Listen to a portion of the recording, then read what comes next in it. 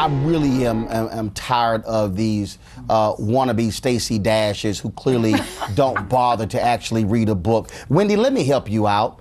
You do realize that the NAACP was founded by a mix of folks who are black and white. You do realize that the first president of the NAACP, Wendy, was white. And also, you can go down the line, the treasurer, again, the chairman of the executive committee, they were white, born out of the Niagara movement. If you actually bothered to read something, you would realize that. It's called the National Association for the Advancement of Colored People. White folks have always been members of the NAACP, always.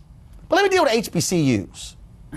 First of all, historically black colleges and universities, Wendy, was a federal designation given in 1965 to recognize these historical universities. They are historical universities. Now, one of the reasons why you don't have historically white universities is because we just simply call them universities.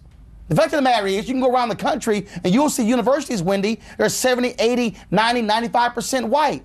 We live in a world where, frankly, we have set apart if you're black. You've never heard somebody say Hillary Clinton met with a group of white pastors. No, because they simply say pastors. But they'll say she met with a group of black pastors. Because what is mainstream has always been white in America, Wendy. You should know that, right? Because you do know that for your show, you do know that you go to black ad agencies, which are different from ad agencies. You've always seen that level of separation, Wendy. But you should also know that because your ratings, they separate your black female viewers from female viewers.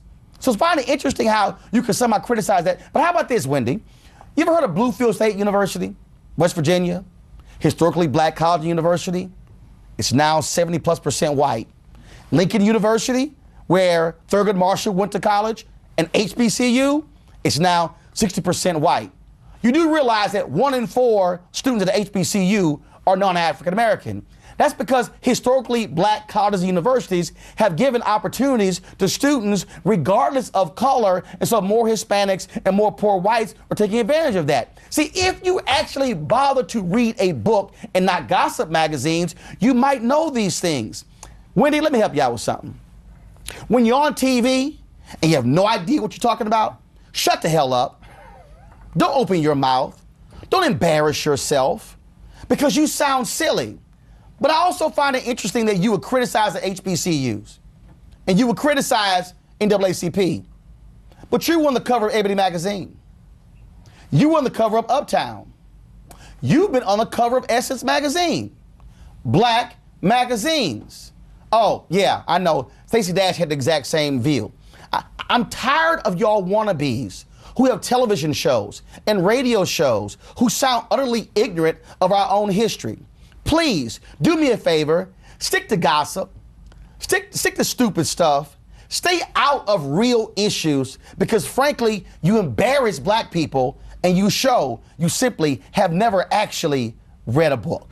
Kickstart your day at 7 and get the news you need from the perspective you want. NewsOne Now with Roland Martin. Every weekday morning at 7 on TV1.